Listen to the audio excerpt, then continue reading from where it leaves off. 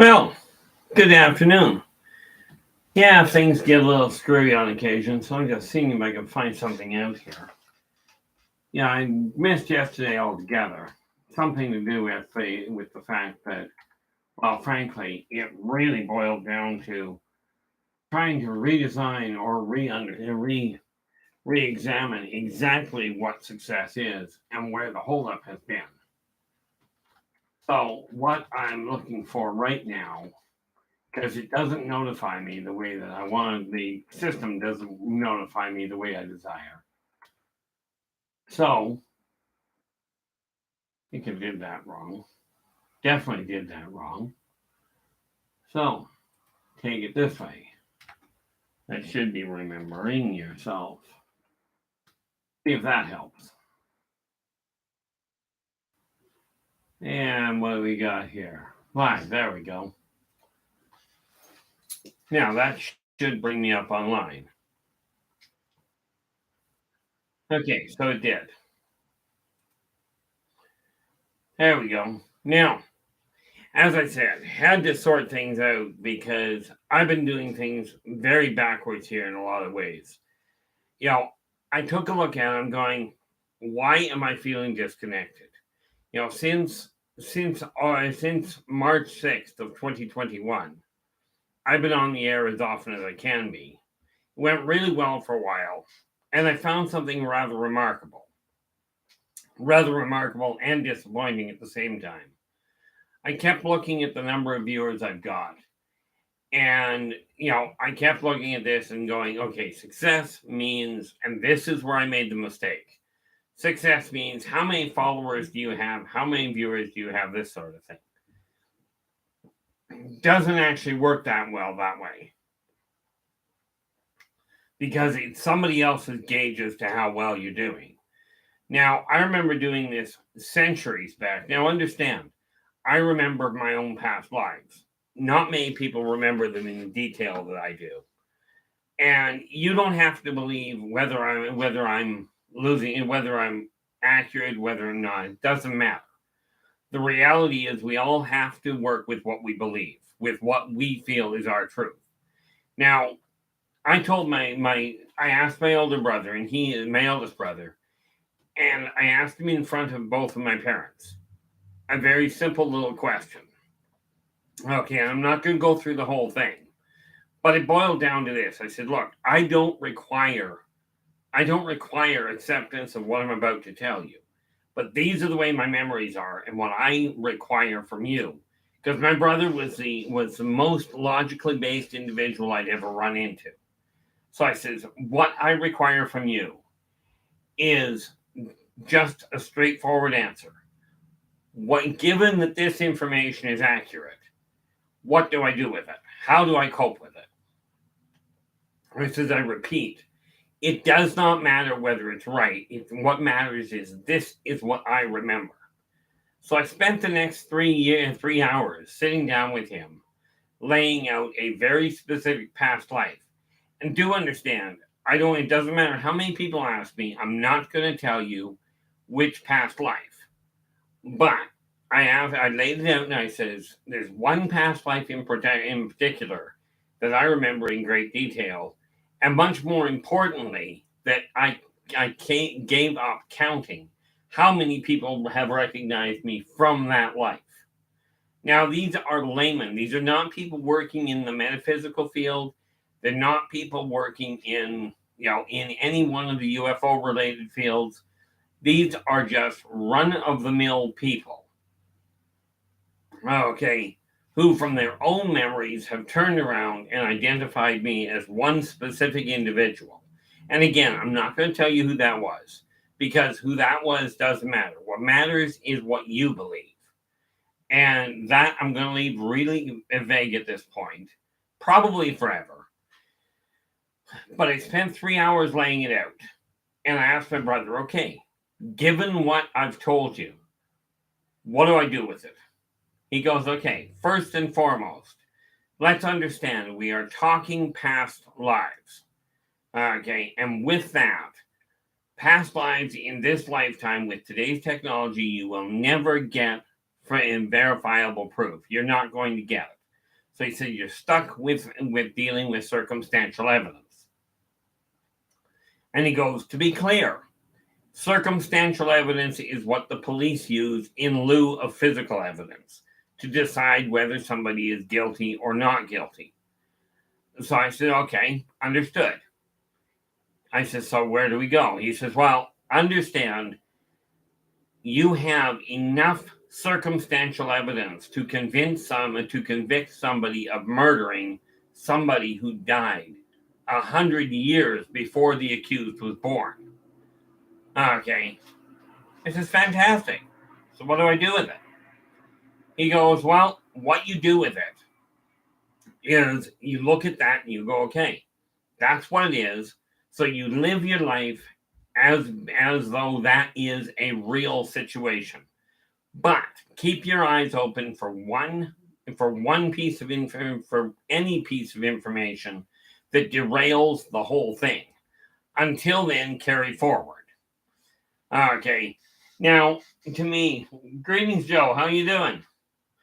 To me, this left a real big complication. Okay, because I really never have desired the spotlight. As a matter of fact, I've actively avoided it. Okay, but where it got complicated was, remember, I talked to my brother about this in front of my mom and dad. A number of years later, on my dad's deathbed, Dad turned around to me and he goes, look, he says, I owe you an apology. So, okay, for what? He says, your mom and I left you to let you believe that your memories were completely a shambles, that you were completely off your mind, right? He says, I've got to tell you, all of your memories, your past life memories, your past death memories, your UFO involvements, your metaphysical stuff, your metaphysical experiences, okay, your medical history, all of these things, all of them are accurate. Okay, so here I am sitting in my life, sitting with my life, going, how do I get this message across? Now, I remember many centuries ago going through the same kind of question, not trying to explain where the information came from, not trying to convince people what I did. Okay, just simply going, okay, here's where we're standing, here's what I'm seeing. I didn't worry at that point. I never worried about how many people looked at what I was doing. Okay, and I got caught up this lifetime in a problem. I started looking at the number of subscribers I've got. How many people are listening to me? How many people am I getting the attention of? Okay, this is where I made the mistake. And this is where some of you may be making a mistake. And this is why I said I'm looking at how do you determine what success is. Now, I have decided wholeheartedly that am I going to do my best to maintain a schedule? The answer is yes, absolutely. But that is so that I can stay on track with me. Okay, a lot of these videos that I'm doing right now really kind of work, in a lot of ways, work as a sounding board for me. Okay, if the information that I have, if the information I pass on works out beneficially for you, if you come to understand, you come to accept it and say, hey, this works, I think I'm going to listen. That works out well for me. I've got to stop myself from looking at the number of subscribers I'm dealing with, how many people are coming online to listen to me. Okay, that's got to be a secondary issue. Okay, when I started going online with Dave Scott at Spaced Out Radio, I never concerned myself with how many people were listening or how many people were watching in, were looking in. Okay, I thought I was leaving that to Dave. Okay, let him deal with it. And I came to the conclusion I've fallen into that trap. Okay, because I keep looking at it and going, oh, here's where I'm sitting. Okay, I am not here. I cannot be here to compete with the other YouTubers, with the other videographers or vloggers. I cannot continue on that path because it's driving my stress level through the roof. If you're doing whatever you're doing to get somebody else to say, hey, you're meeting our level, you're meeting our markers for being successful. Okay. If you're doing that, you may be causing yourself a lot more stress than you're expecting.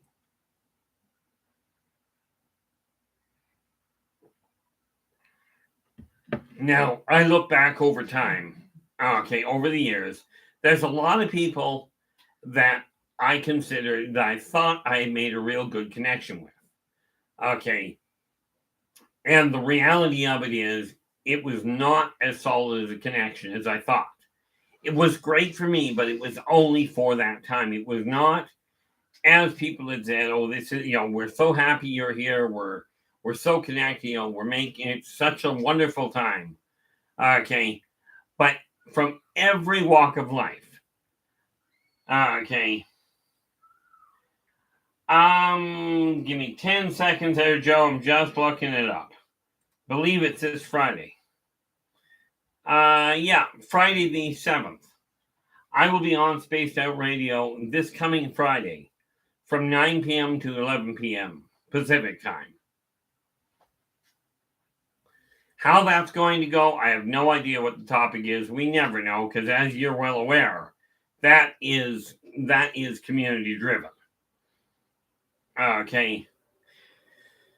So I looked at the past and went, okay, all these people I had great connections with. My family, the gamers, the original gamers that I was gaming with. How you doing, JCL?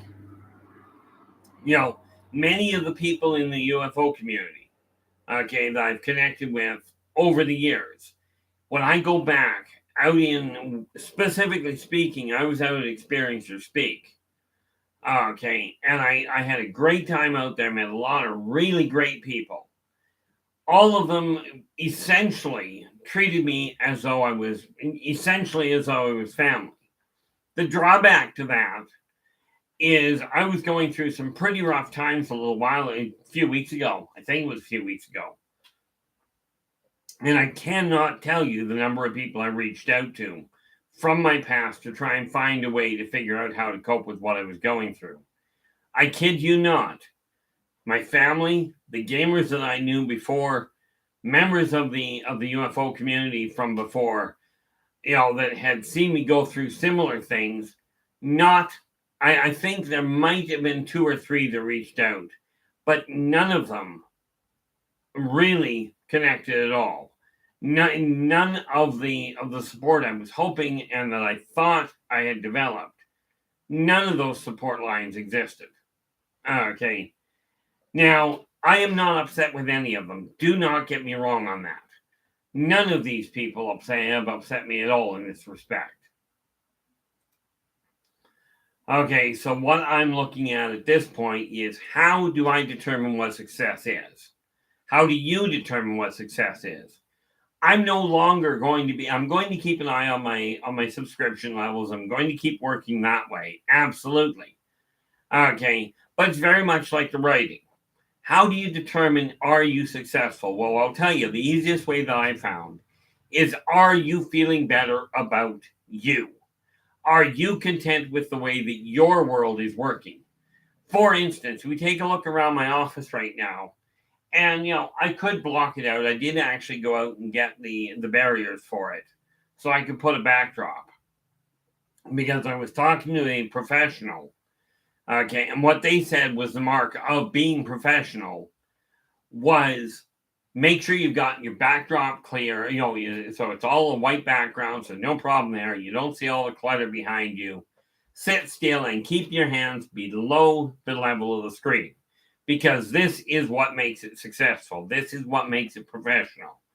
Well, politely put, I've come to the conclusion I'm interested in being honest, not in being professional from the standpoint of, I'm going to sit here, I'll sit here straight, I'll sit here upright, I'll put my hands below the lap, and I'll just sit here and talk to you, because that's really exciting. I'm just not going to do that. To me, this is counterproductive. Okay. Now, does this mean I'll get thousands of followers? Maybe one day. Maybe. Okay.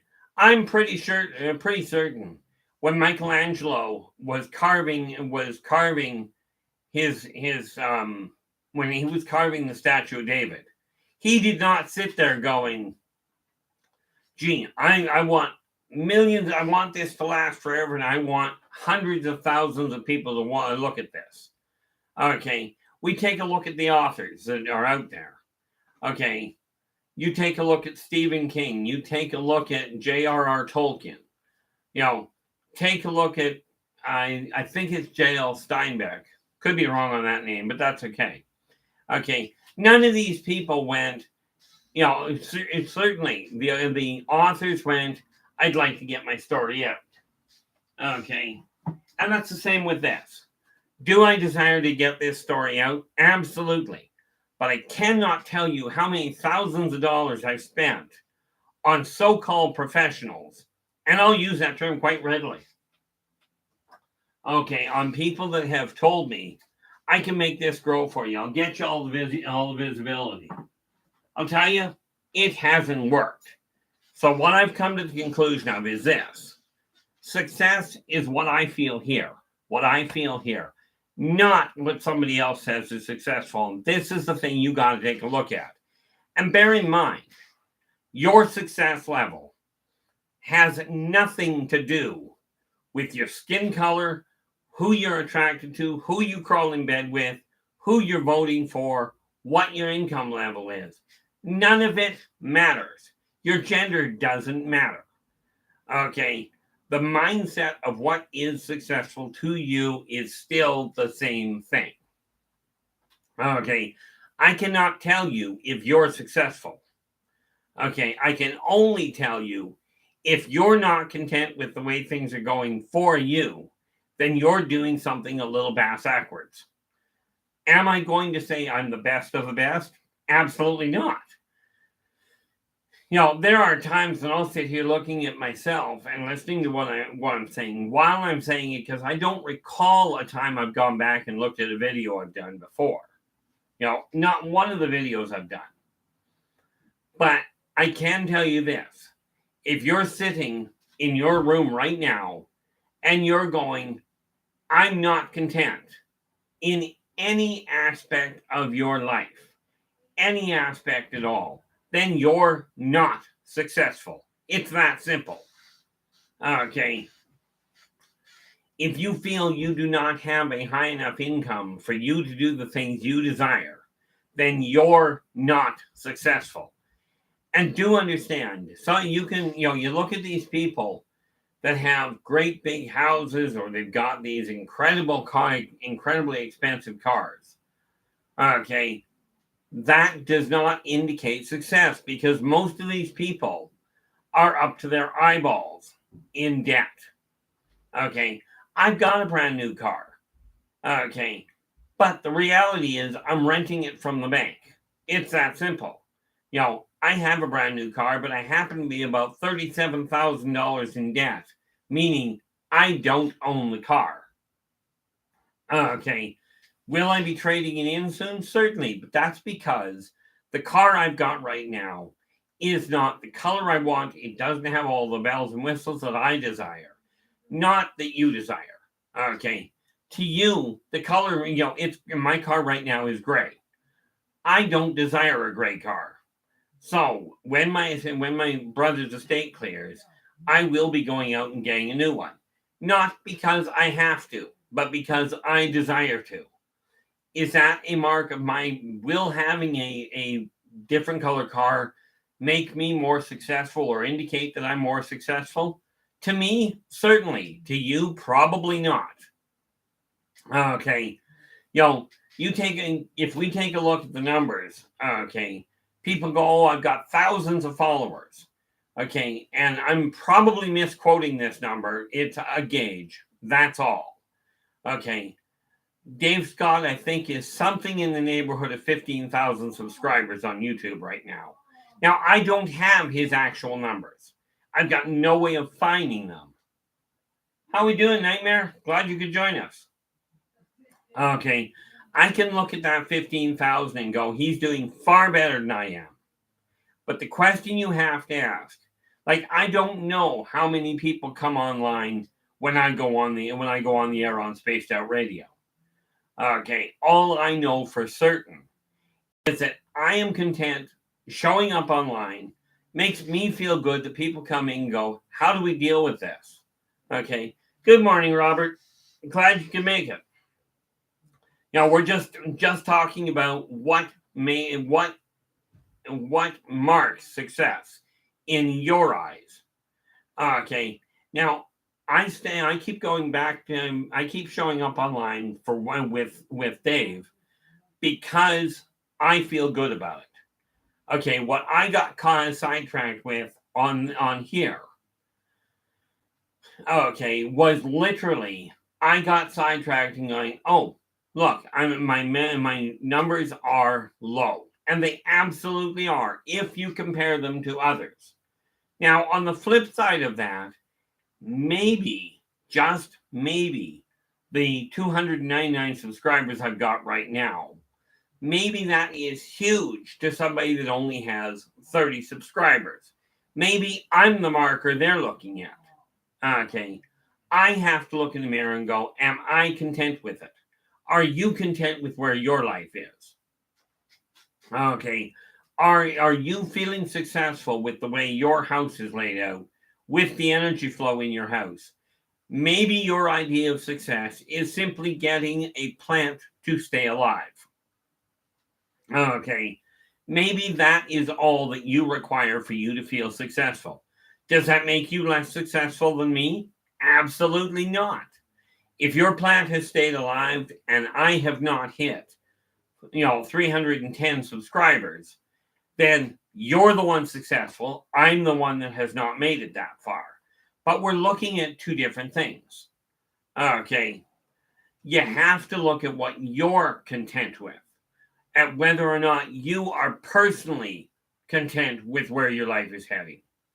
Okay. Are you content in the relationship? Are you successful in your relationship? Now, understand, a relationship is very simple to look at. Okay. A relationship is simply your interaction with an individual. Okay. A date. You tell somebody, you talk to another person, to a woman, to a person you're interested in from a romantic standpoint, and you set up a time to get together with them. Okay. You've made a date with them. You phone your mechanic up and you go, I got to get my car in to get serviced. You just made a date with your mechanic. Okay, a date is not a complicated thing. Treating people the way you desire to be treated. There is one of the key factors of finding out whether or not you're going to be successful. Okay, the hard part that most people run into is, what are we doing to make life a better place? Now, we all have the opportunity to make this world a better place for virtually everyone. But the way to do that is to quite seriously follow karmic law. Be true to yourself first. Do unto others as you desire them to do unto you. Energy out, energy in. Now, what I came to understand is this. If I look at the viewers that I've got, okay, at the subscribers I've got, that is somebody else's way of saying you're successful on YouTube. Okay, for me, at this point, I've come to the realization that if I feel that what I'm talking about makes sense to me. Okay, I'm just reading here what Joe's got here in the chat room. And Joe's written, Saturday morning, I went to a Catholic church mass in Detroit, Michigan with my dad, sister, niece. First time in a long time. I took a lot of photos. It was beautiful. I got outside. Joe, that is absolutely fantastic. Okay, I have never told people don't go to church. As a matter of fact, I've sent a staggering number of people back. Now, do I personally go to church? No. I gave up on the church a long time ago for me. Okay, but I will still tell people, if you're finding support in the church, if you're enjoying the time there, if you're enjoying that family event, okay, like in your case, Joe, getting together with your family, okay, is a fantastic thing. Okay, if you're going there voluntarily and you're enjoying yourself, this is a good thing. Okay, if you're getting together with people and you're sitting at the beach and you're talking to each other and you're getting along and you're enjoying yourselves, this is a good thing. Good afternoon, Nathan. Glad you made it.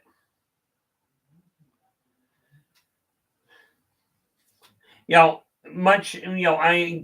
did when I was a kid. I spent over a decade every weekend going to church. Okay, and I was in Sunday school. Do I still believe in God? Absolutely. Do I still believe in Christ? Probably more than most of you, but that's another story in and of itself.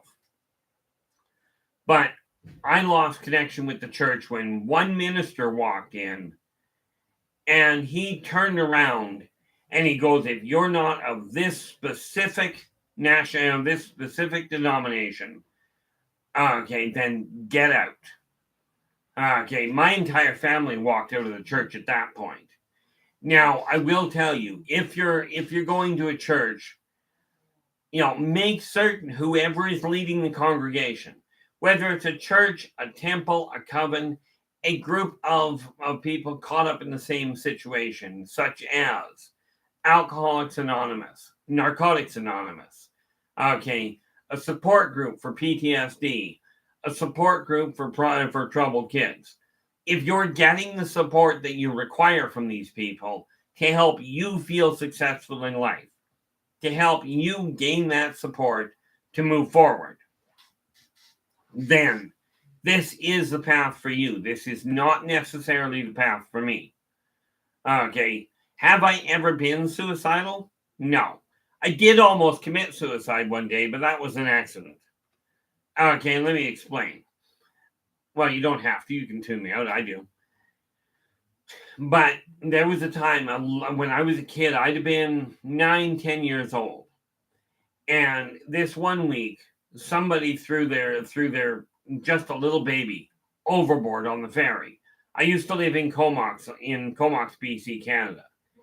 And we traveled back and forth between Vancouver and the island. Okay. So this one weekend, somebody threw the 2-year-old baby overboard. Now, the next weekend or maybe a couple of weeks later, I'm on the ferry and we're traveling from Vancouver back to the island. And I'm standing outside. It's pitch black there. It's a starless night. And I'm thinking, I'm only a mile or two offshore. I'm a good swimmer. I wonder what it would be like to fall off the ferry. Now, I was having a good day. I was actually enjoying myself. I'd enjoyed the whole trip. Okay. I agree, Nightmare. The idea of doing that is just absolutely pathetic. I've got 2 kids of my own. And do I have complications with them on occasion? Well, certainly. They're individuals. But I'm standing there on the deck and I'm looking down into the water, watching the wake behind the boat, go down the side of the boat, and I'm going, gee, I wonder what it would be like to fall off into the ocean. Never thought about the idea to start with of, if I hit the water, how much is that going to hurt? Or am I going to get sucked under? Okay. And I went, so I put my foot up on the inside of the railing. Right. I put my right foot up on the inside of the railing and I'm going, I wonder what it would be like. And then it hit me and I stopped and went, wait a minute. I'm going back inside before I do something totally stupid.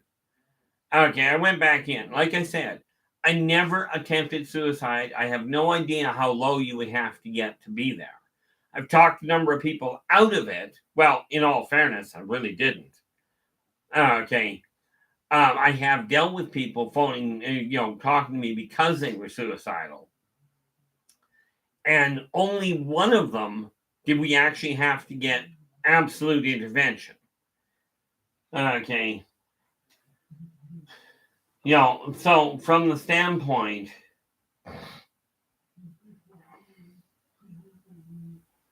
so, oh, good afternoon, Cliff. How you doing? From my standpoint, I looked at it and went, I wasn't suicidal. I just looked at it and went, I'm going to go inside before I do something absolutely stupid. Right. So I packed up my gear and I went back inside. No more problem. It's the only time in my life I've ever considered doing something that was highly probably going to kill me. Okay. And the thing you have to look at is you can take a look at where your finances are and you can let that depress you. You absolutely can. Finances are one of the biggest problems people face. Okay. I'll tell you a bigger problem. It's not losing faith in God. It's not losing faith in your parents or in your teachers. The biggest problem people run into, in my experience, is losing faith in you. Okay. I mean, I cannot tell you. I ran into a problem the other day with my own son, and I handled it wrong. No, I'm not going into what it was, but the reality of it is, I ran into a problem with it, and in my eyes, I handled it wrong, and it hit me really badly. Okay. But I had to look at it, I had to step back and go, okay, yes, I handled it badly. Does this mean I'm going to toss away the rest of my life and the rest of the opportunities I have to spend with my son? Not a snowball's prayer, and guess where? I saw it put on Facebook the other day. Okay, and I'm paraphrasing, but it says, okay, if you had $36,400, if you had $36,400, it might have been 38, but you get the idea. And somebody took $60 of yours, would you throw out the other $36,360 because somebody took the 60 or ran away with it? Okay. Now, most people are going to look at that and go, well, obviously not. So this post went on to say, well, you have approximately 36,400 seconds in your life. Okay. Now, or that might be in the year. I think that's in the year. But since I don't have my calculator with me handy right now, there we are. Why don't we do that? Just so we get this right. Open that up, see if that comes up where I want it. There it is. Okay, so if we take 60 seconds times 60 minutes times 24 hours. Oh, sorry, times 24. That's in a day. Okay, and what it was is 86,400 seconds in a day. Now, if somebody came in and they says, if somebody came in and took $40, $60 from you, okay, would you throw out the other $86,360? Would you burn it? Okay, now most people are going to go, well, where's the logic there? Okay, but you have in a day, you have 86,400 seconds. Now, if somebody does something wrong, or if you do something that is ineffective, like for instance, my complication with my son did not last longer than 3 minutes, which boiled down to 180 seconds. Okay, now I spent the rest of the afternoon and evening beating myself black and blue, wasting the other 86,000 seconds. Now, was this a smart move? Absolutely not.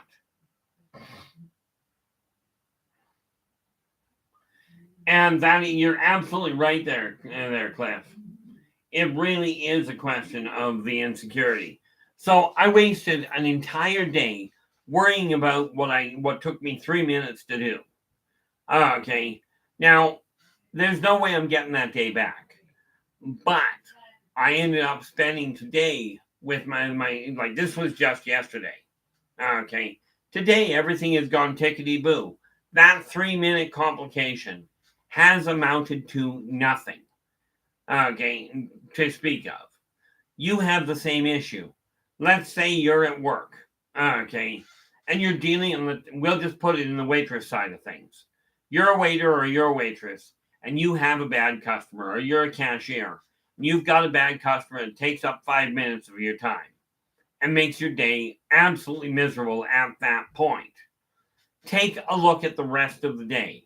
That 60 seconds, that 3 minutes, it's over.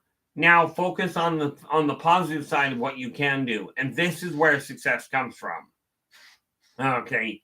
If you're like in my case, if I let depression, this is why I didn't come on like yesterday, is because I was so busy beating myself up black and blue for having an argument with my son. Okay, and we're just not getting into the overall of it. But it hit me so badly that I lost the entire day. I didn't show up here yesterday for exactly that, and that's the whole reason why.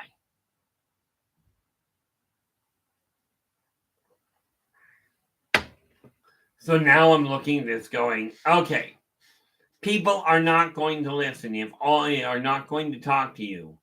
If you go out of the house and you're going, I'm miserable with everybody. Okay, you will give off an air that you're miserable, and people are not going to be drawn to that.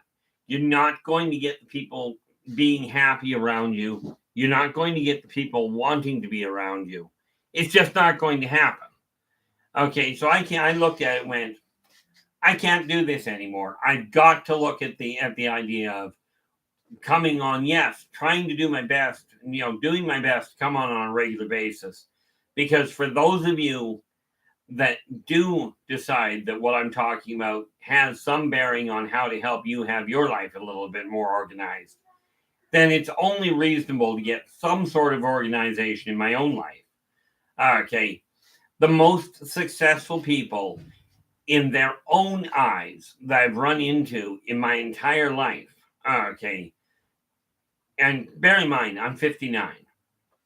Okay. The most successful people I've run into get up and on the go by between 5 and 6 a.m. of their local time. Okay. This is why the really, really successful people, especially in the financial world, are up and on the go by 5 or 6 in the morning. By noon, they're on the golf course. Now, in my eyes, going onto the golf course has never been enjoyable. I spent 6.5 years working on the golf course, or working on a golf course. Okay. And of all people, you take a look at the way I carry myself. Of all people, I'm the one that laid out the fine dining for this particular golf course. And they still use the setup today. Now, fine dining to me boils down to this. The floor is not sticky.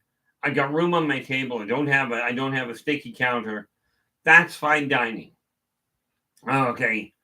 Pork and beans is a gourmet food. Now, I mean, these are simple things. It doesn't take much to keep me happy.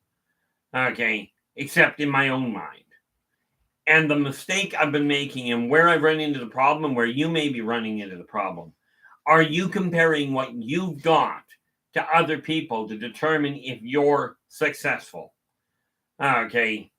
For me, it's real simple. For you, it may be more complicated, but the real thing to look at is, are you content with how your life is going? Okay. The one thing I have been able to do with my life is I can take a look at what other people are doing and go, okay. And it's always easier to say, oh, you should have done this to somebody else. But I'll tell you, I spent a lot of time pointing this out for other people, totally ignoring myself, in all fairness. Okay. I became an absolutely professional procrastinator.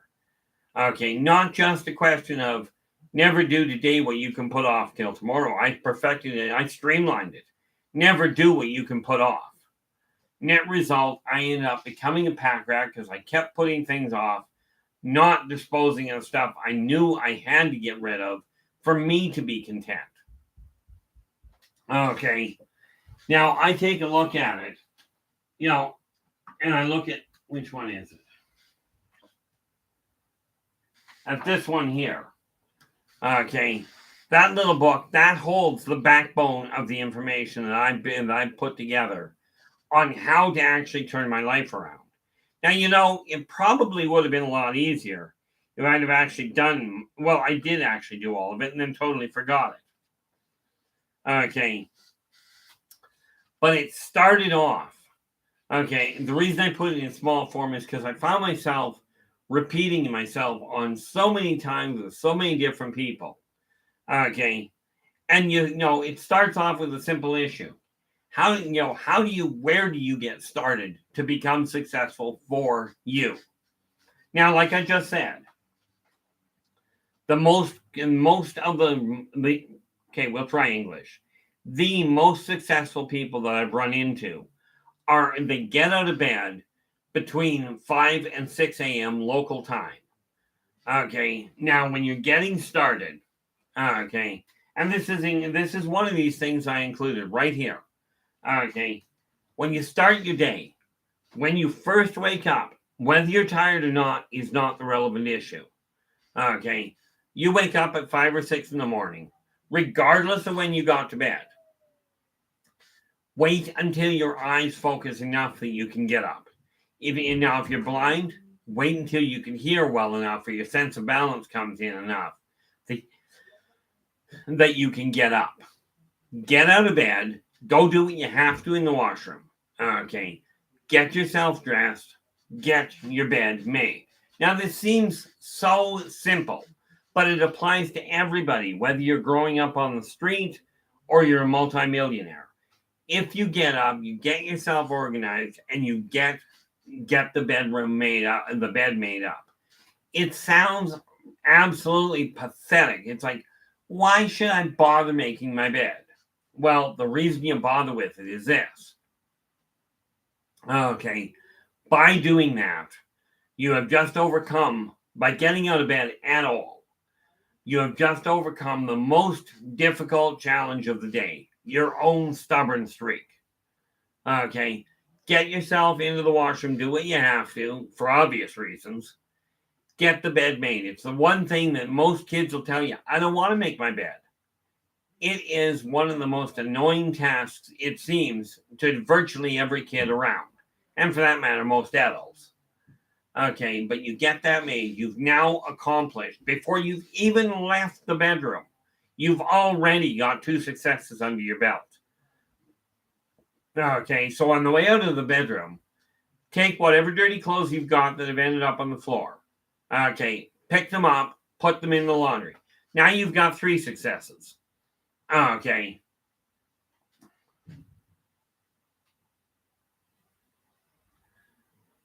See, here's the thing, Joe. There's absolutely nothing wrong with crying.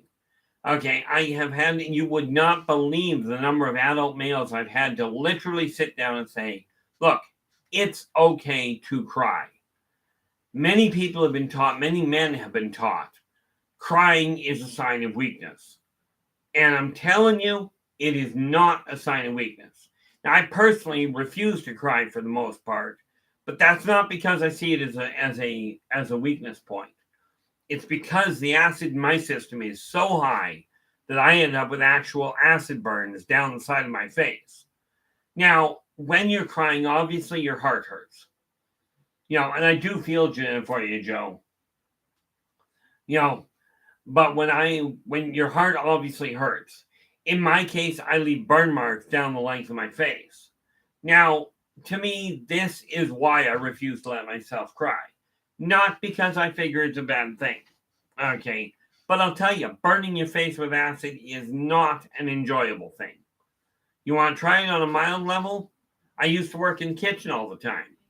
If you ever get a nick in your hand and you reach into a pickle jar to pull out pickles, okay, and whether you're in a restaurant, whether you're at home, it doesn't matter. Pick up anything with vinegar in it. When you've got a little nick in your hand, it hurts like the dickens. Okay. Now, in all fairness, I have no idea what the dickens hurt like. But, if you get that little nick, you get burned. Okay, it hurts. This is why I refuse to let myself cry. But when you get up in the morning, you get yourself to the washroom, get your teeth done, get your basic hygiene taken care of. Okay. Now I remember the bubonic plague, the Black Death. And what stopped it was when we realized, yes, the rats were carrying it all over the place. Funny part about it was when we were cleaning the place out because we were afraid of the illness, everybody started cleaning things up. Eventually what happened is the disease no longer had a place to be because it was clean. Okay, so you get these 3 things done.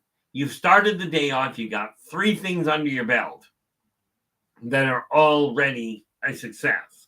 Now, for those of you that are on medication, okay, we're not going to talk about what the use is of medication. If you're on medication and you're feeling better while you're on medication, it is absolutely necessary. Stay on the medication because it'll show up in the blood work, and the doctor that put you there that is guiding you through that road will keep an eye on it. And eventually, if your body is straightening itself out, if you're straightening out your mind, you're working to get yourself feeling better, and you're using medication to fight depression or whatever it is, stay on the medication. As you work on your mind, the medication will become less and less useful. And the doctor will hopefully cut back the medication and say, look, it's no longer needed to be this much because you're not utilizing it. Okay. I've got a friend I've got a number of friends that are on medication. Myself, not at all, in spite of what the doctors would like. But I've got one in particular that is on medication. And he looks at me and he goes, look, he said, I feel great because I'm on medication. And that is often the situation. Okay, for those of you that have turned to alcohol as a way of coping, bad news. I walked down that road. Okay, alcohol knocks out trained and learned inhibitors. In other words, your coping mechanisms. I will tell you, success has to be seen from inside. Now, it doesn't matter who tells you, don't drink, it's bad for you, until you get that message here. Until you feel that heart-driven drive, you're not going to get the message. You're going to stay on the path in all likelihood. Now, there are exceptions. In all cases, there are exceptions somewhere in the way. Okay. But I had to come to the realization, and so do you. Success is based on how you see the way your life is going. Okay, on whether or not you feel things are happening in the right order for you. Now, for me, it's simple, but for you, are you content with where your life is going? Okay, now I'm just walking through this one just because this is the way I decided I was going to do it right now. I actually didn't plan out which way I was going to go as far as today went. Okay, except for the fact that I turned around and went, I got to do something. But I got to do something that feels right for me. If this helps you, this is great.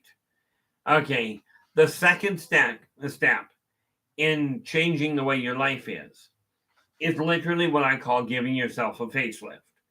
Meaning literally put a smile on your face. If you're happy, put a smile on your face. If you're sad, put a smile on your face. If you're feeling depressed and it's like, I don't feel like smiling, put a smile on your face anyway.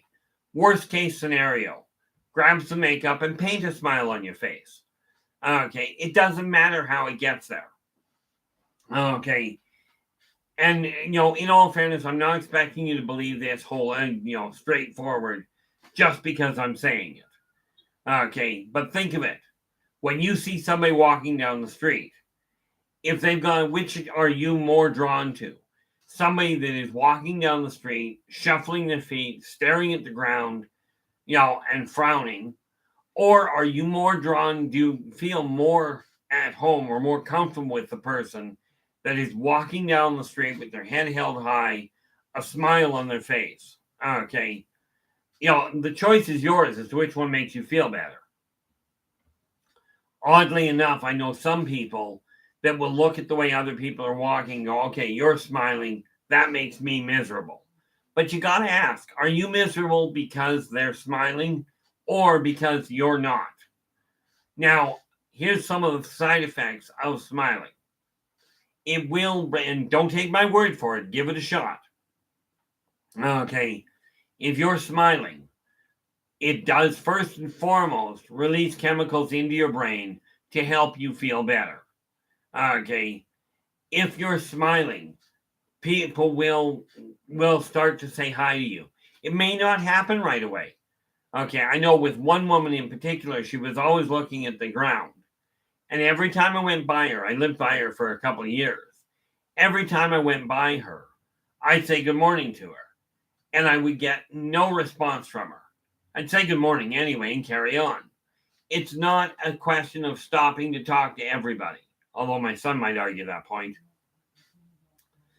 Right. But you simply put a smile on your face and you will feel better. See, and not only that, you'll get treated better. Give it a shot. Walk into a building. Okay. Watch the people around you and the people coming in. You know, you walk into any store, any public venue at all. Watch the people coming in, and you'll find that the ones that walk in looking grumpy as all get out, people tend to avoid them. The people that are that you walk in and they're smiling at people, they talk to them. Okay, these are the people that are drawn. Okay, same thing applies. If you're in a temple, in a church, and the priest at the front of the church is looking at you and talking about all the depressing things and how upsetting this world is, okay, are you going to pay a lot of attention, or are you going to look at them and go, no, I'm just going to tune them out? Teenagers are fantastic at tuning things out. Would be nice on occasion if we could do that as adults. Okay, but if you are in there and the pastor, the priest, the newscaster, whoever is talking about the positive things that are going on, this is what's going to draw people's attention. And yeah, I'm saying this while I'm telling you the different problems that I've been going through. Okay, this is one of those things that I really had to take a look at. And quite frankly, it may be advisable for you to look at. Okay, I was talking to a chap the other day, and I'm sure you've got people like this. Everything was going well in their life, and then all of a sudden, they're out of a job, they're struggling to make ends meet.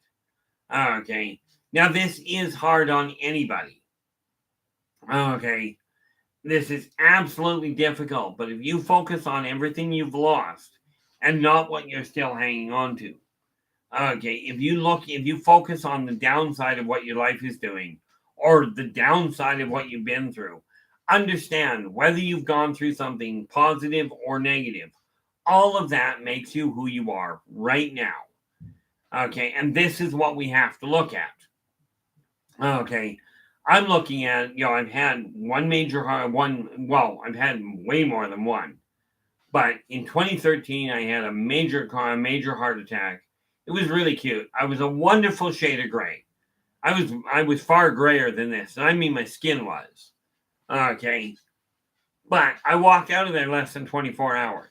Had a stroke back in 2018. So we're looking at 4 years ago now.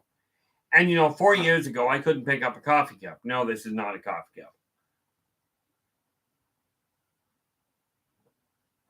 cup.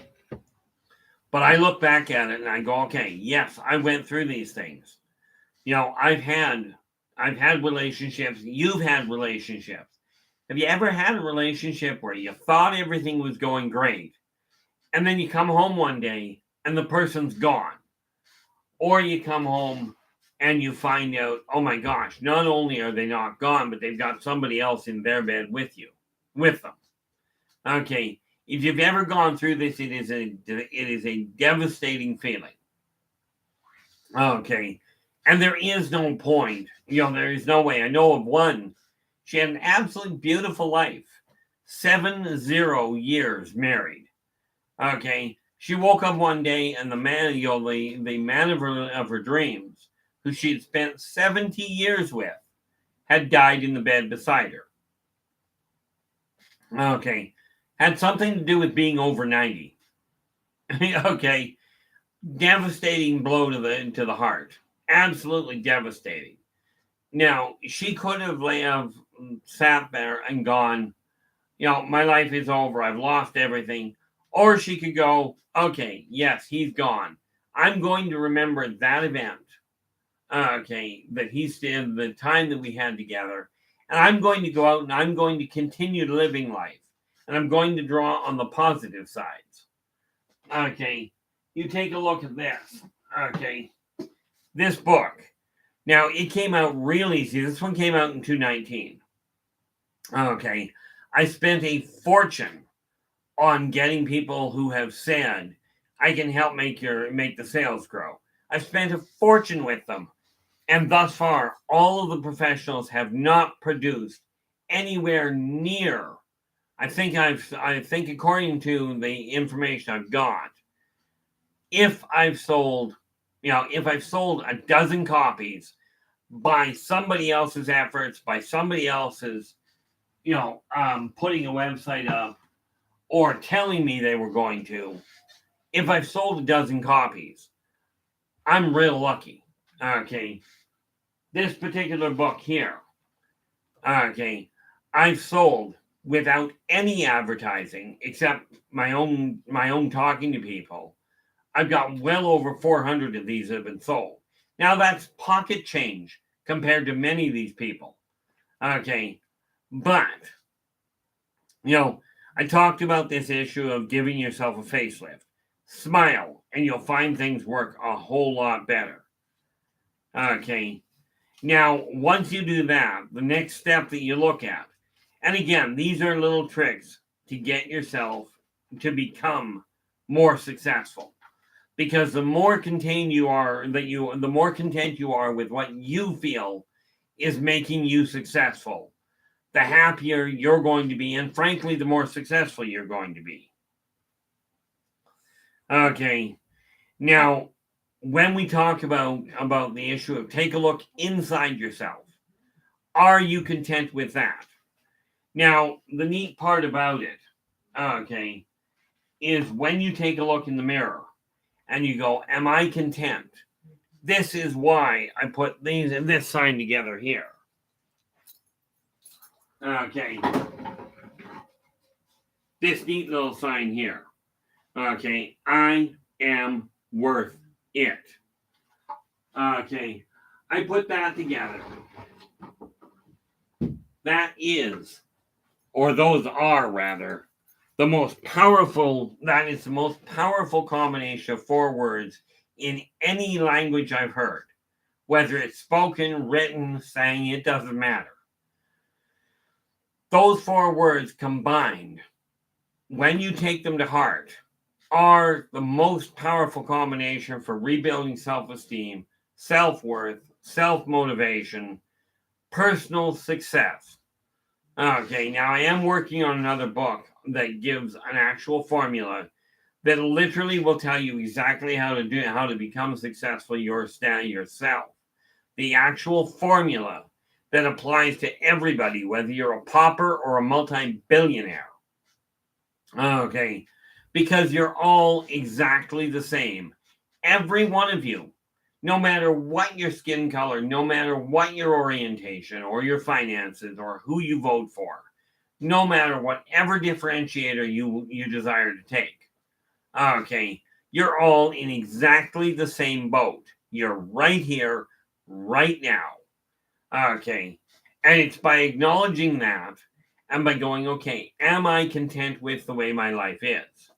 If the answer is yes, stay on course. If even one aspect is not successful for you, okay, if there's even one point that you're not content with, put it aside. Okay, make an adjustment.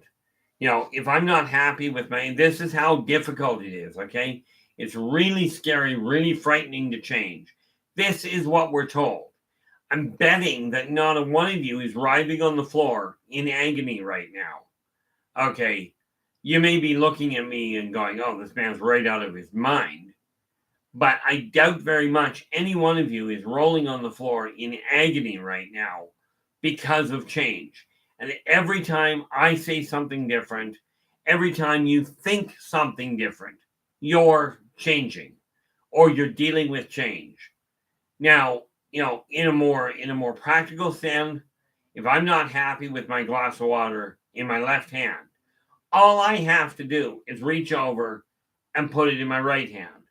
Now it's been changed, but I'm still not writhing on the floor in pain. I'm not shaking in fear. Okay. A little bit of a problem with thirst, but what the heck.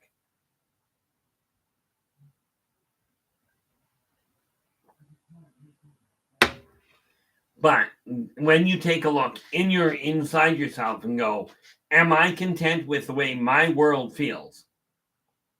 If the answer is yes, then leave it as is. Don't bother changing it. I'm laying odds that you're not, that there is some aspect of your life that you are not content with. Okay. So once you've taken a look in there, now you take a look at the physical world around you. And if anything is not sitting where you feel it belongs, okay, if you've got too much clutter, okay, this is where we take a look at going without. Meaning not doing without, but looking at the world around you. Okay, are you content with the way your world is? If you are not, then it is time to start adjusting things. It's time to really look in the mirror and go, what can I do to make this better? Okay, now, of course, that's believe in yourself and follow your dreams. This one is believe in your business and follow your dreams. Now, the neat part about it, that is actually a really good question, Joe. What Joe's just asked is, how do you feel about narcissistic people? Narcissistic people have missed the entire boat. Now, do not get me wrong.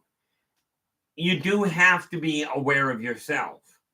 But what narcissistic people do is they turn around and go, if it does not benefit me in a very viable fashion, I'm not doing it. They almost always look at everything they're doing based on how they benefit. Okay. And it is when you take it to an extreme, which is what narcissism is. Okay, in my opinion. Now, that is not a clinical definition. Okay, when people spend so much time looking in the mirror and looking at what they get out of something. Okay, and most of the time they're looking in a practical sense. Okay, do I get something physically? Am I getting paid for it? Am I getting definite recognition for it? Okay, what does this person bring to the table that I benefit from? These people are off balance, and they are not going to find, in all likelihood, they're not going to find the balance or the happiness they're hoping to. And the reason for that is people, this whole life here was designed for people to share life. And narcissistic people do not share well. Everything revolves around them. If they've got a project or if they've got something they desire, it is absolutely imperative that the people jump and drop whatever they're doing and come and help the narcissist. Okay. And honestly, the problem there is when you got somebody focusing so much on themselves, they are missing out on the joy of seeing somebody else succeed. And there is a great deal of joy to be had there. You will probably never, it's not a question of you will never get a narcissist to see this, but narcissistic people are mentally, when I'm talking about being off balance, I do not mean they're nuts. I mean they are literally, they don't have a balance in their life. Okay. You've got to you do have to focus on yourself. There are 4 spots in your life that must be kept in balance in order for success to be attained. You need your private time. What do you do for you? And what do you do that focuses on you? Your entertainment, your enjoyment, your accomplishments. Okay, these are things, they may involve other people, but this is where you focus on what things do for you. But that's only 1/4 of your time. Okay. What a narcissist does is they take that quarter and they push it into the second quarter, which is your interaction with other people. When you're socializing with friends, relatives, co-workers, other professionals you deal with, strangers, that special someone, family members. Okay, that's the second area that has to be in balance. Then you've got your third area. Okay, which is your business. Whatever you're doing to generate an income to keep a roof over your head. This may be work, or it might be your schooling, that you're getting education in order to be able to get ahead. Now, education does not mean necessarily the school. Okay, it's simply enhancing your own knowledge. Now, where narcissists run into a problem is they take 3/4 of their time, okay, and revolve around what benefits me. Of course, the fourth quarter of your time has to be spent doing the one thing that most people forget about. Okay, and that is sleep. Because like it or not, you're going to require it. But when you include sleep, because obviously that is something for you, I will tell you, although sleep doesn't technically help other people, take a look at yourself. If you do not get enough sleep, are you any joy to be around? Can you do your job properly, the one you're getting paid for, or the one you're striving to run of your own business? Can you function properly if you don't get enough sleep? The answer to that, you'll find you might go a day or two without a day, maybe two, where it doesn't do much damage to you. But most people can't last that long. Even in my prime, the best I ever pulled off was 40 hours. Okay. I got myself so tied up with things I absolutely ended up getting tired. Okay. But what you have to look at is if everything you're doing revolves around how does it benefit me? First of all, you're not going to draw people to you that are pushing for success.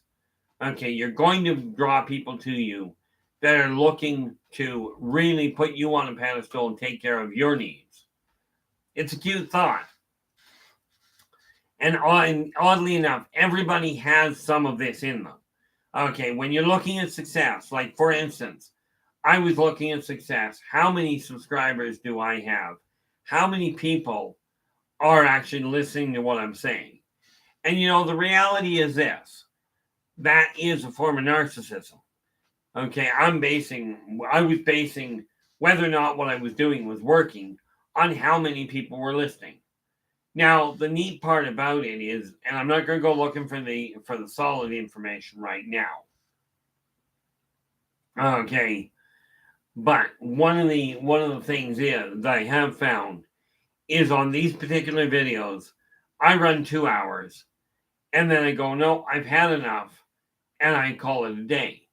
But quite often, there are 10 hours or more of people tuning in later to listen to. Okay, now I could take a look at it and go, I was looking at it going, they're not listening when I'm talking.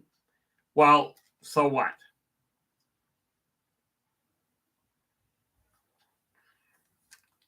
And yes, before anybody jumps on that conclusion, I drink a staggering amount of coffee, which people tell me are bad for me, except my nutritionist. Okay. This particular thing, of course, I'm trying to get the lid back on it and the whole cap to it twisted sideways. So that's not going to work. So how about if we take that ring off? And then we put this back on. Now, if it falls on the floor, it won't pour all over the place. Okay. Yes, I could, not necessarily the best thing to drink. Way too much sugar when you look at it. Way too much sugar. 34 grams in that. And that's just read off here. I don't require that much sugar. As a matter of fact, it's probably a bad idea. But am I content with it? The answer is yes. Okay. When you take a look when you're looking in the mirror and you're going, I'm content, that's how you start figuring out what success really is. And I was doing the silly thing of going, how many subscribers do I have? How many people are actually tuning in when I'm talking? Okay, I'm not that exciting. I know this. But if what I'm doing, if it helps even one extra person, then something is being done right. Honestly, I look at this now and I'm going, I spent 20 years where I went an hour a week to a psychiatrist trying to help me figure out how my mind worked. Okay. And in all fairness, what that did was give me an hour to focus on me. No, it's the arguing with myself that causes the problem. The funny thing there, Joe, is talking to yourself does not make you nuts. Okay, and most people, what happens is they actually talk to themselves in their head and they go, I'm not talking to myself. Okay, most people talk to themselves regularly, especially when making difficult decisions. This is not an indicator of mental instability. This is an indicator of, oh my gosh, you're a person. And you have more than one way of looking at whatever's going on. Okay. This is why you take a look at the world and you look at whether you're talking to yourself. I mean, I will talk to myself in my head in public. Okay. I don't tend to talk out loud in public because it does make most people uncomfortable. Okay, it's funny. I looked at one avenue of that.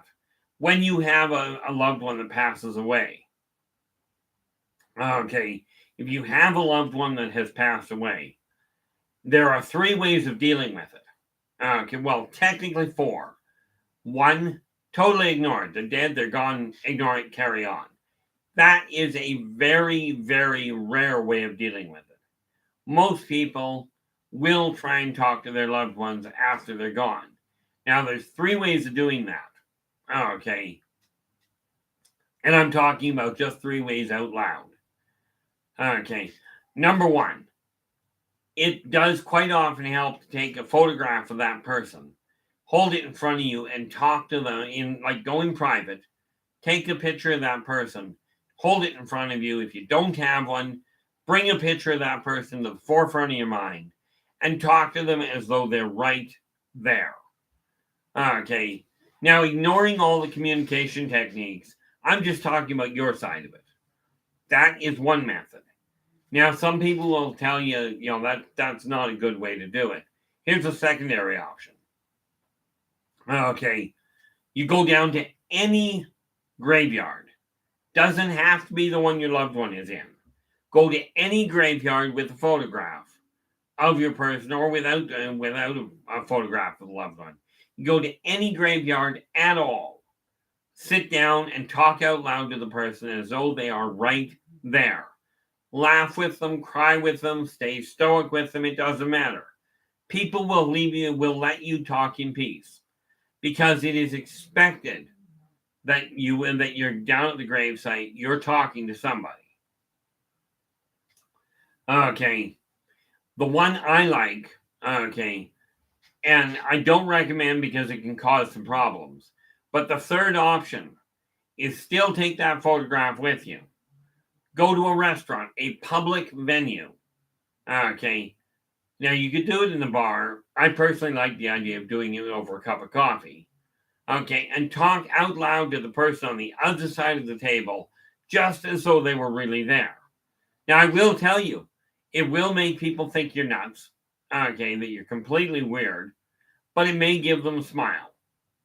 Okay. Any one of these methods will work like an absolute charm. People talk to themselves all the time. The concept when I was growing up was write out the pros and cons of any decision you're going to make. Okay. And that is a form of talking to yourself. Well, here's an idea. This is what it'll do for me to benefit me. This is where the problem is. Okay. This is decision making.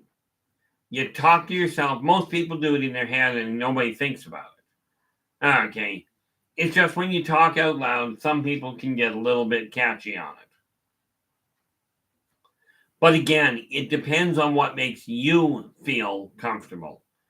Okay. And if something is not working for you, this is the time to really look in the mirror and go, am I content? If you are content with the way your life is running, then it is not for me to tell you you're doing it wrong. Okay. If you're doing something and you're going, and this is where I run into an interesting problem. I ran into it the other day. Somebody told me they were having a problem, that they were really having a problem making a decision up.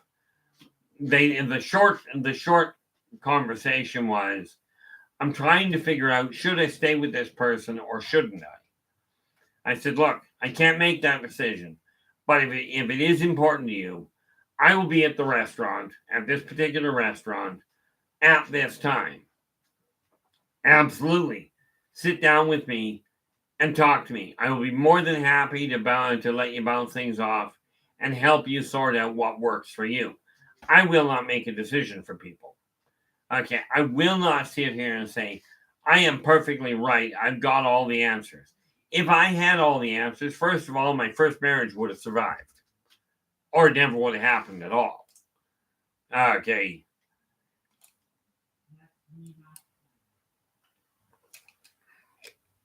But, that was one of those things I went through. I went through that one on Friday. Just 2 days ago here. Okay. They said they were going to be there. I was going to be there anyway. So I was at the restaurant. But when they didn't show up, the first thing that hit me was, I'm really disappointed. I wasted the time sitting here. Okay. Expecting them to show up because they said it was really important. They didn't. Well, it's the same thing, realistically, as coming here to talk. Okay. I was told, advertise, let people know ahead of time, you'll get better views. Do it at a different time.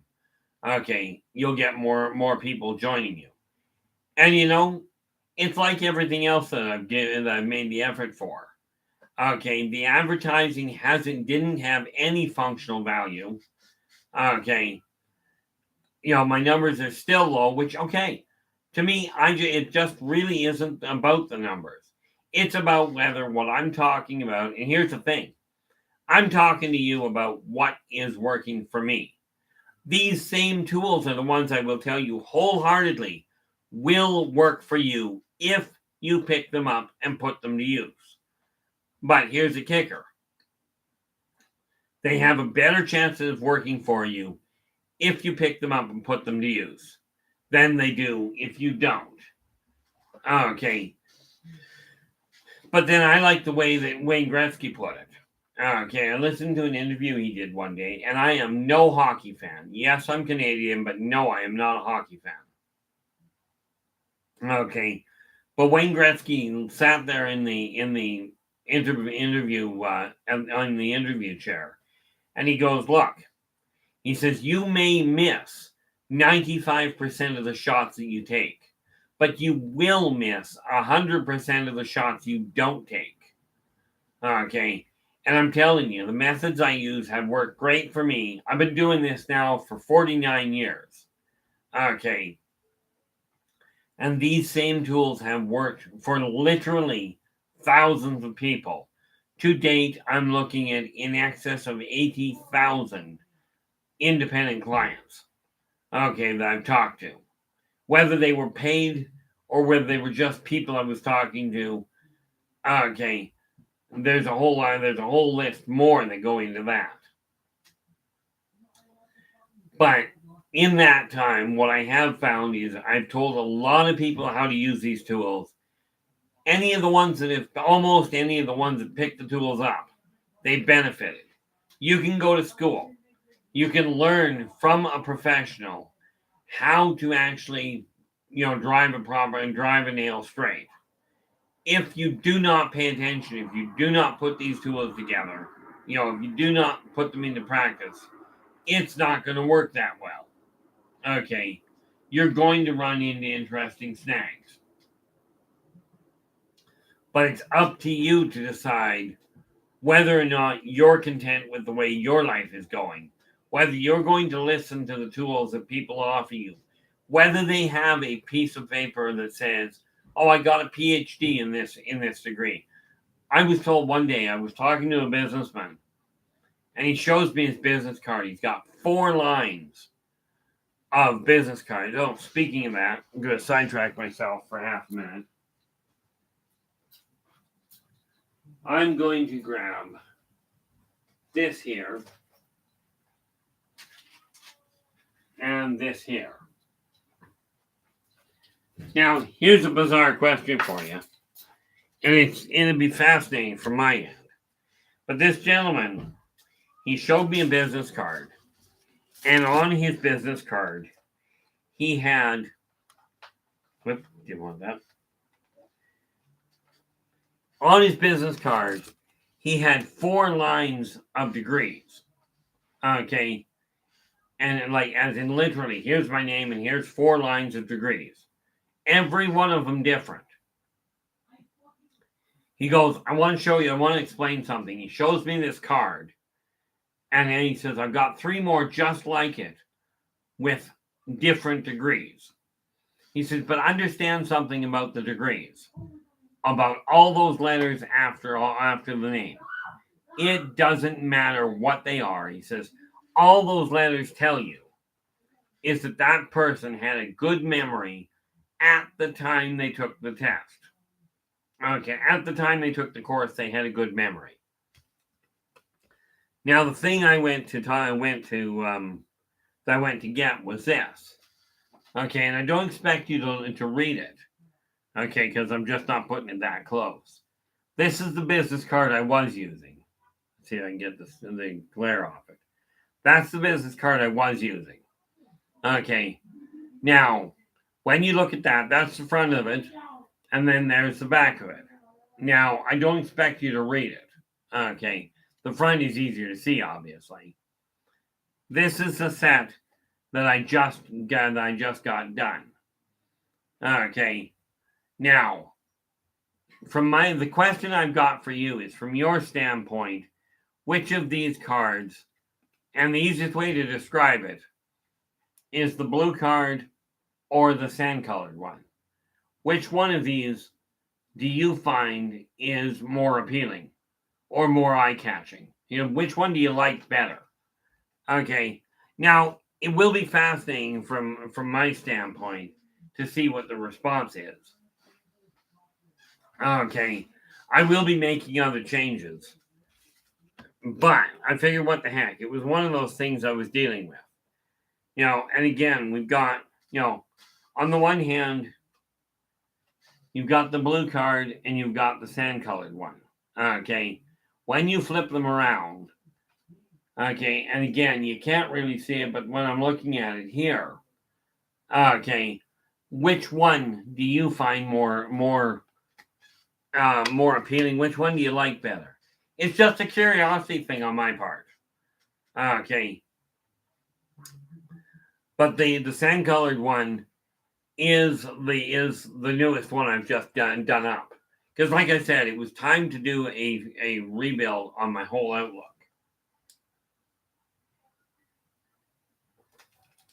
Of course, neat little drawback here with having eyes that don't work quite right. Thank you so much, JCL. I actually had the difference between the two was I had a plug and play program, as it turns out, to design the first one. This one that I've just dealt with, the sand-colored one, is one that I had somebody take a look and looked at what I was doing and talked to me one-on-one to go, here's the changes we can make. Okay, now, the next time I get a batch done, I will get some more modifications done. Okay, just because of the fact that, from my standpoint, kind of a necessity. Okay, but this is all part of the issue of looking at the way my life has been going and go, I'm not content with the way it's running. which is why I turned around and went, where it comes to being online, when it comes to doing these YouTube appearances, these live feeds, I'm not going to turn around. I appreciate that, JCL. JCL's just going, my eyes don't work well either. And, I'd love to say that, I'd love to corroborate. I was told when I was growing up, as you get older, your eyesight will get worse. Now, you can buy into that. You absolutely can. But understand, I ended up behind glasses because of an accident when I was 8. I took a trailer hitch to the right eye. And by the time that healed, my left eye had collapsed. But it used to be, if I held my glasses right there, I couldn't physically see my glasses at all. Okay, I now have 20/20 eyesight for reading. Okay, which means I can take one of these books, any book, and I can actually read the thing without having to strain my eyesight. Now, of course, trying to read the computer, even here, I can't read it properly. Okay, I put the extra screen up here so I can keep an eye on what's showing up. Okay. Always have to check what's coming in. Now, the neat part about it is I took a look at my life and went, okay, why am I so stressed out? What am I doing that is causing me stress? Because the stress you cause yourself. Okay. Now, don't get me wrong. The events that lead you to stress are not necessarily caused by you. But your way of dealing with it is what's causing the stress. Now, I used to bottle it. Okay, this is a really bad idea. At least it was for me. I didn't talk about what was bothering me. I just held it all inside, put a smile on my face, and carried on. Okay, well, the drawback there is I bottled it so badly, I ended up overloading my system and having a stroke. Didn't work out all that well. I strongly recommend avoiding strokes. Heart attacks are painful. Strokes are a royal pain to heal from. Okay. But I got looking at it going, where am I making the mistake? Where am I putting added stress into my world and causing an added problem? And part of it turned out, when I really took a step back and looked at it, was looking at how many subscribers I've got when I'm talking on the radio, on the video. How many people are actually subscribing to my channel? How many people are actually listening to what I'm saying? Okay. I could go down the road and going, how many people are looking at me going, you're complete lunatic? Lord knows some of what comes out of my mouth, I wonder.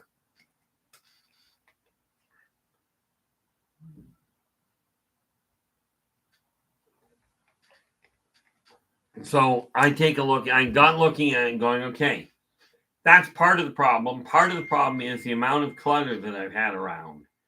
Okay, that is not working. Get a kick out of this. Oh, okay. This is live, so I get things like that. I get sidetracked. Okay. But I got looking at when going, okay, I'm looking at going, do I have X number of subscribers? Do I have X number of people paying attention to me? Okay. And that is ego-based, self-generated stress. Okay. I could look in the mirror and go, gee, I don't dress in an absolutely upbeat fashion.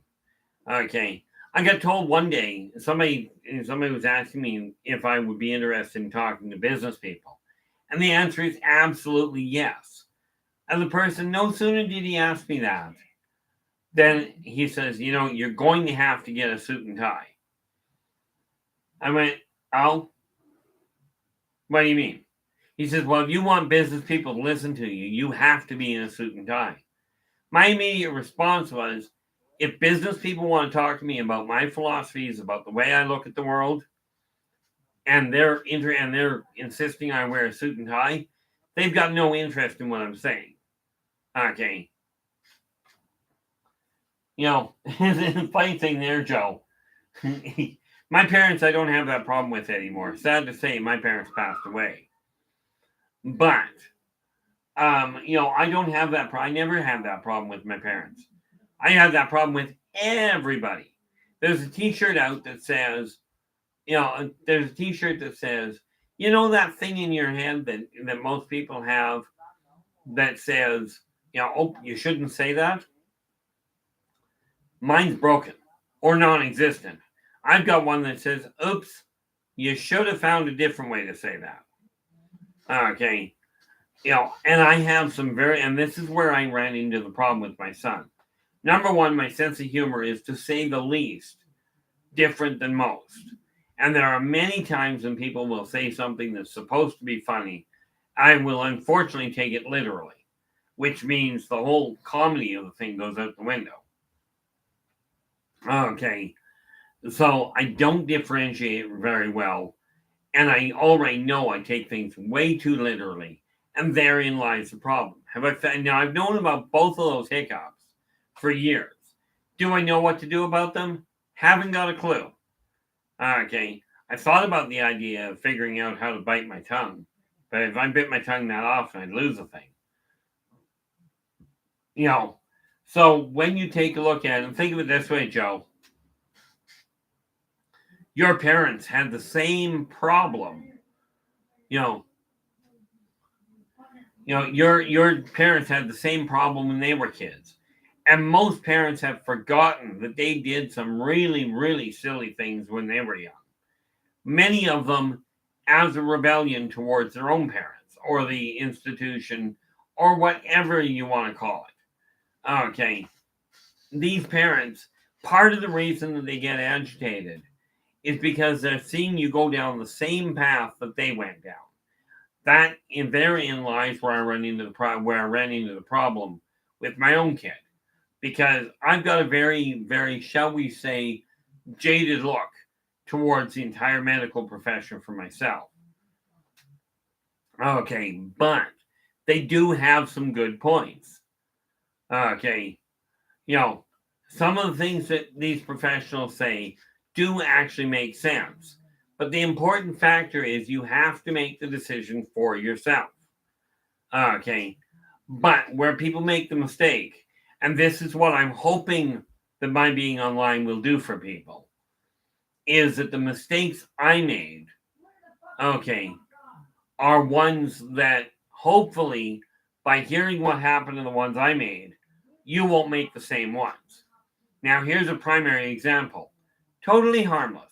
Absolutely harmless, but I'll tell you, it was the wrong move in my eyes. I had a cousin years ago, but as far as I know, I've still got her, but she swore by this one meal. I'd never tried it before. So I figured, I was always told, if you haven't tried something and it's not going to kill you, okay, if you haven't tried something, don't knock it. Okay. So what did this girl do? This cousin of mine, she swore by the combination of take ice cream, usually vanilla, but take vanilla ice cream and put ketchup on it. Now, I'd never tried it before. Vanilla ice cream I like. Ketchup I like to a degree. At the time, I loved the stuff. But I figured I'd never tried it before, so I put ketchup on vanilla ice cream. Now, do what you will with it. It's not fatal. It's not harmful. Okay. But I'll tell you, for my taste buds, once was definitely enough. Okay. It wasn't, there are things that people say, oh, try and eat this. If it's natural, it won't kill you. Well, ice cream itself, or everything in moderation, there are limits. Okay. But ice cream itself is not going to kill you. Okay. Unless you're a diabetic, it might have a bad effect. But I will tell you, for my taste buds especially, ice cream and ketchup, this was a combination that I never should have used. Okay. I did try it. I can honestly say, not my cup of tea. Of course, in all fairness, I don't like tea either. But when we're looking at what is success to you, are you content with the way your life is going? When I take a look at this one little book, okay, nope, not that one, this one. When I take a look at this one little book, okay, we walked through the whole thing, but the reason I put it to paper was because the number of people that I talked to that I was telling exactly the same thing to. Okay, it was I just got looking at it going, well, if I put this in a small form, okay, then it'll be easy for people to look at. And I went, okay, now how does this work? Write out all the things that I'm talking about, but in each one of the chapters, I actually included why you don't want to do it. The primary reason that most people don't desire to do one of these things. Okay, because the way I looked at it was this. If I tell you the primary reason that the majority of people don't desire to make these changes, then maybe it'll derail that little argument. Because I'll go, this is what the argument is. Okay. If I give you the argument and the solution, to the whole thing, to the situation you're looking at. And I'm just looking back through the things here, and thank you so much for your input regarding the business cards there, JCL. I do appreciate it. The reality of it is, from my standpoint, if you're doing something that is not working for you, this is where you've got to start making adjustments.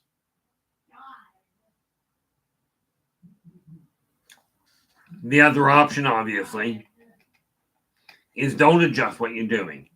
But if you're not going to change what you're doing, if you're not happy with the way your life is going, and you're not going to make a change to it, then you're stuck with it staying the same way. Okay, unless somebody else comes in and changes it for you.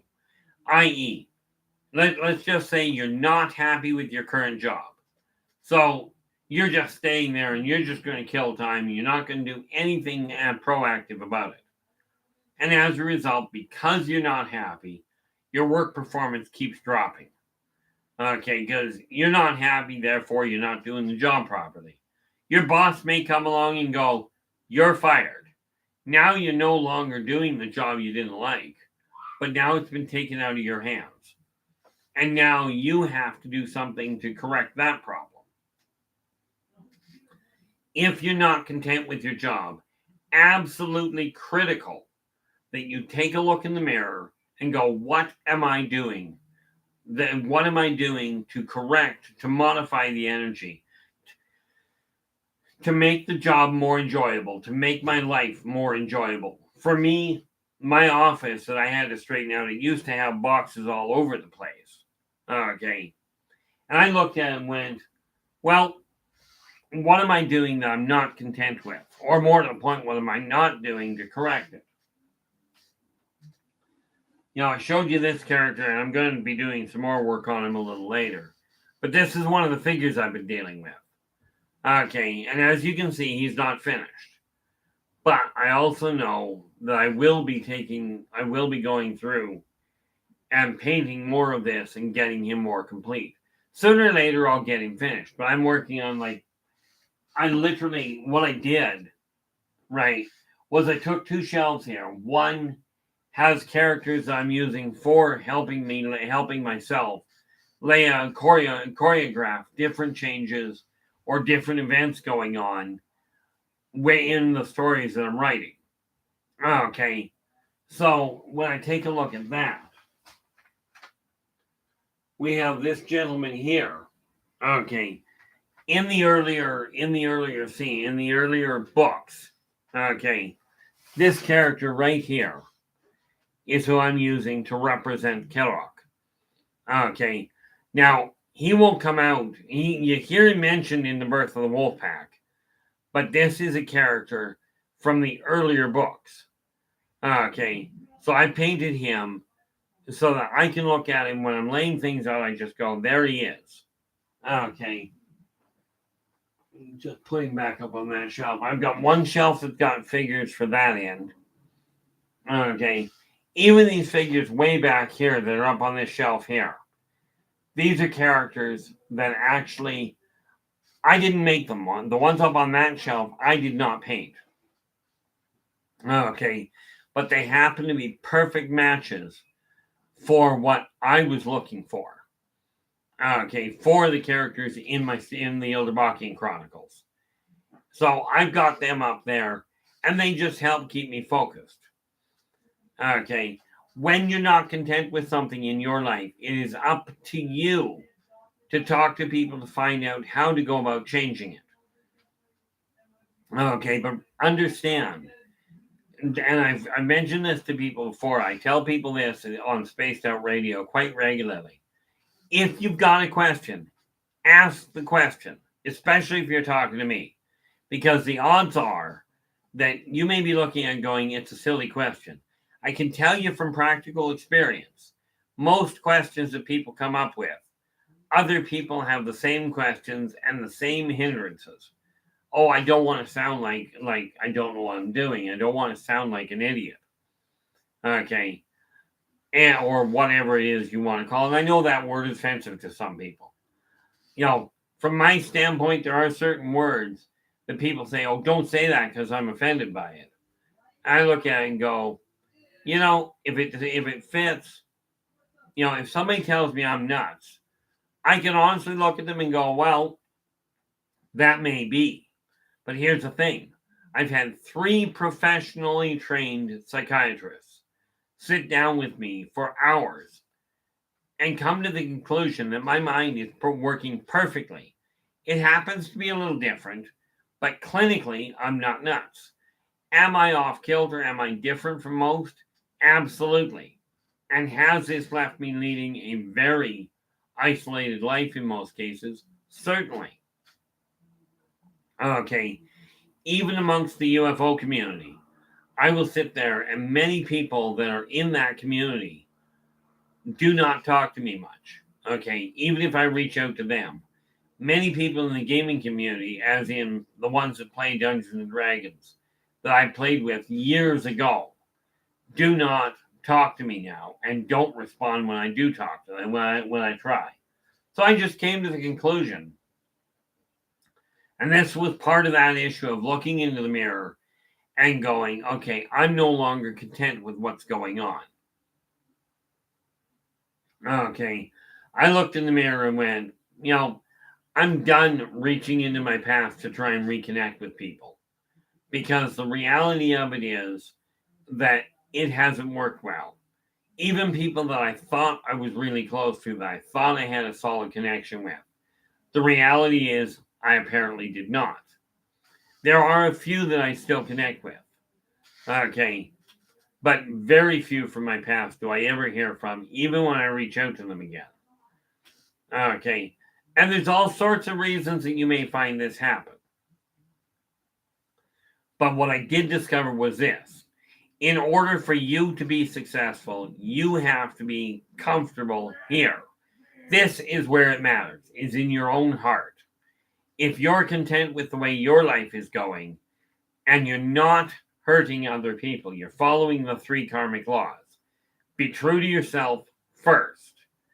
Do unto others as you desire them to do unto you.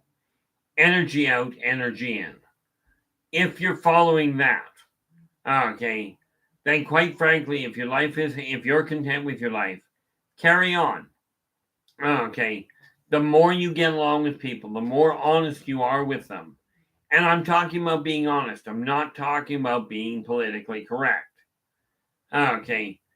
Everybody, if you feel that your voice should be heard, if you feel that if you're going to talk, people should respectfully listen to you, then it is absolutely critical that when other people talk, you respectfully listen to them. If we go into the religious community and we go to the 10 Commandments and we go, honor thy father and thy mother, that is a fantastic sentiment, and I absolutely encourage it. If your father and your mother are respecting you, are honoring you. If they are not, okay, then quite frankly, it's lopsided. Okay. You must absolutely treat people the way you desire them to be treated. Treat other people's property the way you desire other people to treat your property. Treat the animals, the plants, the way you desire to be treated. And I've talked to kids about this before, and I realize kids are kids. It's a lousy excuse. It really is. I watched a couple of kids breaking the branch off a tree. I just looked at them and I went, I'm curious. That's a living. I says, you do realize that's a living being, a living thing. Well, yeah, it's a tree. I says, you do realize that by breaking the limb, you're breaking that living organism's limb. Well, yeah. Well, ask yourself. Obviously, the tree isn't going to do anything to you. Arboreans are another question, but I said, obviously, the tree is not going to do anything to you. But would it be right if somebody came along and broke your arm just because you were there? Just because you were standing there? Okay, would it be right if somebody broke your arm? Well, no, that's assault. I said, that's a living entity. You're a living entity. What's the difference? Now, yes, I was talking to a kid in these terms, but I talk to everybody the same way. I do not look at people and go, oh, you don't have a degree, therefore I'll talk to you in simple English. Most of the people I know of that have degrees, quite seriously, they may well have a great base of knowledge, a vast array of it, but many of them have very little in the way of common sense. Okay, net result, I treat everybody, I talk to everybody the same way. Okay, and I will adjust my speaking when somebody is having trouble understanding it. But I remember I was listening in on a radio show one day, and somebody asked a self-proclaimed expert in alien technology why it was that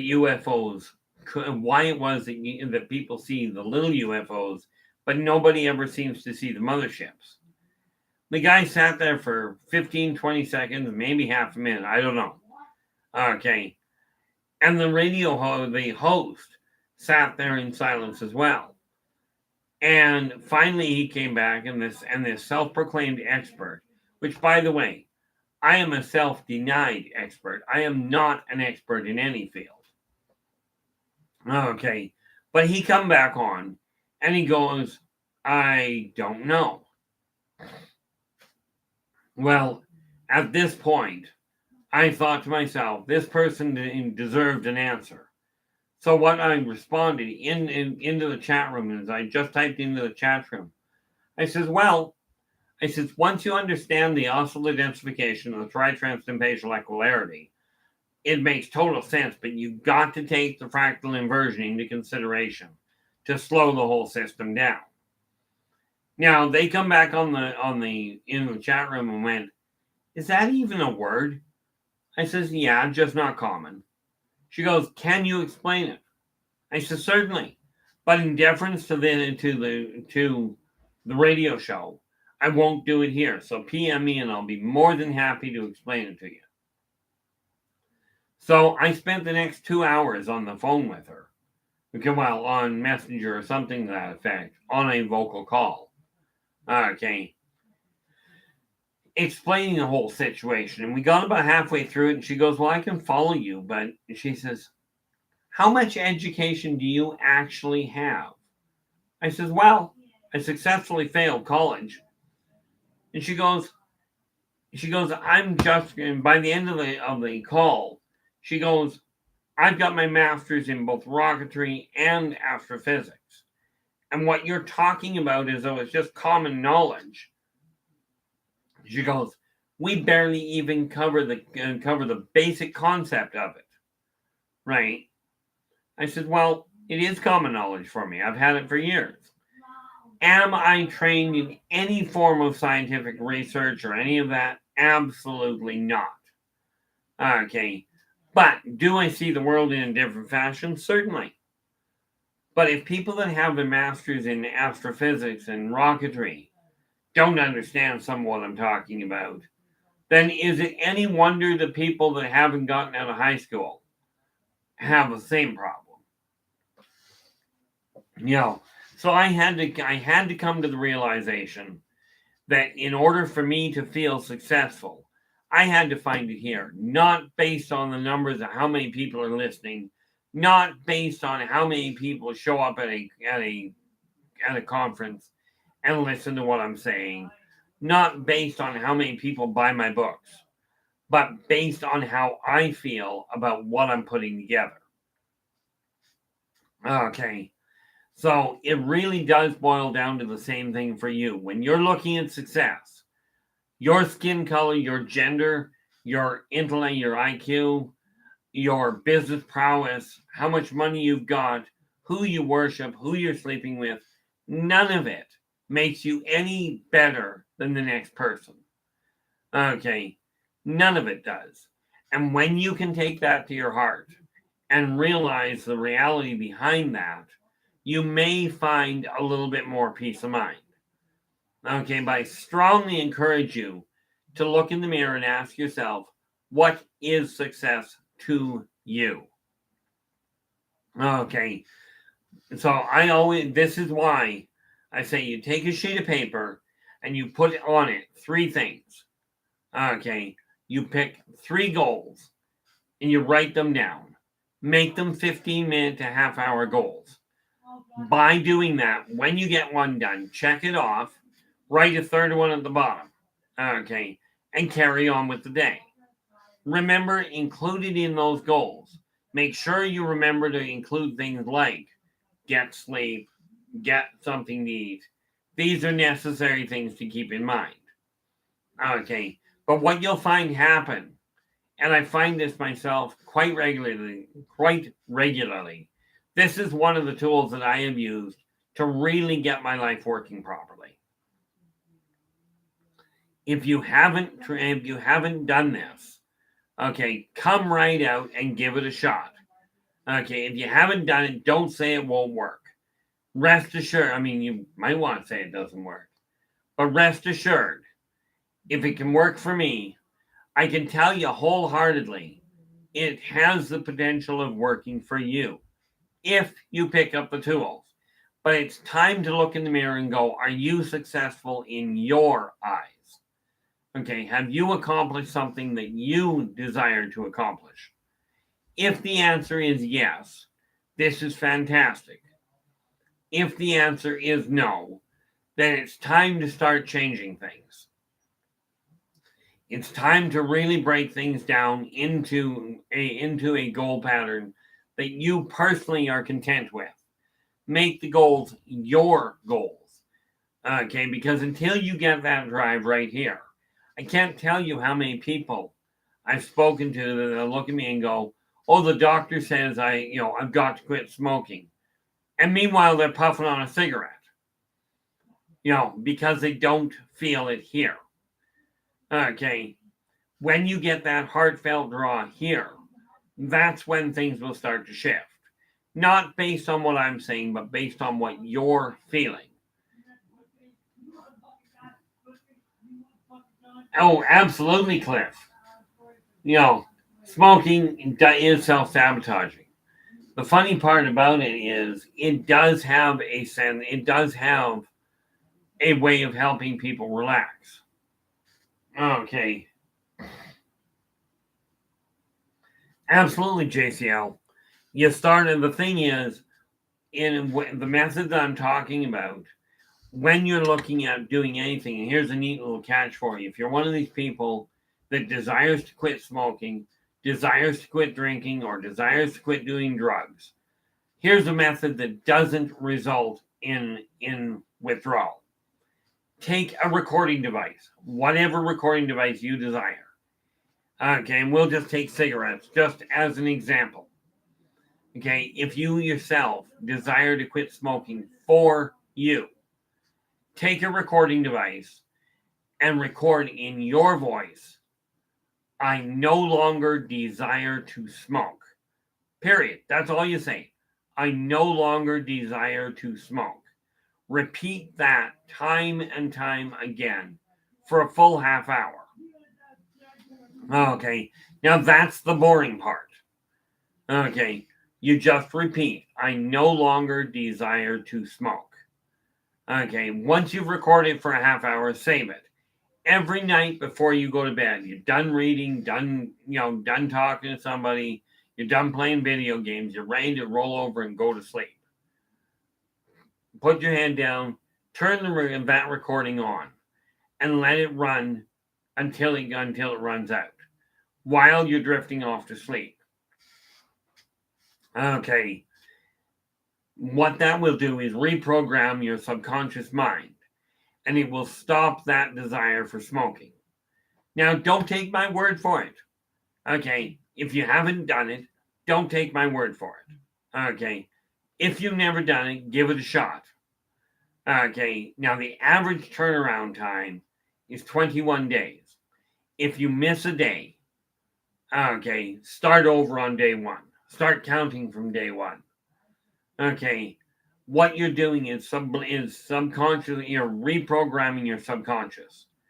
And what ends up happening is you'll no longer desire to smoke. It's just that simple. It won't stop overnight. You'll still find while you're doing that, I've still got this cigarette in my hand. I'm still smoking. And so it's not working. Average time is 21 days. Some people, I've seen it work. Well, in my case, and it wasn't smoking, it was drinking. In my case, I quit overnight on both counts with no withdrawal at all. Okay, but the average takes 21 days. It may take longer, but pay attention to it, and what you'll find is that you'll go, I need a cigarette. No, I just don't feel like one right now. And you'll stop. It's not a question of forcing yourself to stop. The same method applies to drinking and drugs. Okay, but I caution you, this is when you personally desire to change for you. That now it may work on other counts, okay, but that is the one that works most effectively. Okay, the other thing, and again, there are lots of people I know of that have tried quitting smoking, and what they do is go, I'm going to try this type of gum. And they swap one habit for another. Okay, when I quit drinking, I used to drink at 26 or a night. And when I quit, I can now sit down and have a drink if I desire one. Or not have a drink if I desire one. That's my call. Okay, so now we're wrapping things up here. I've been on for 2 hours, and I did tell my son that I'd go and make dinner. My time right now, we're just approaching 8 o'clock. So it's a little late. So I'm going to call this a night. I'm going to thank you very much for joining me. And I do look forward to talking to you again. But until then, take care of yourselves and each other. And for pity's sakes, stay positive.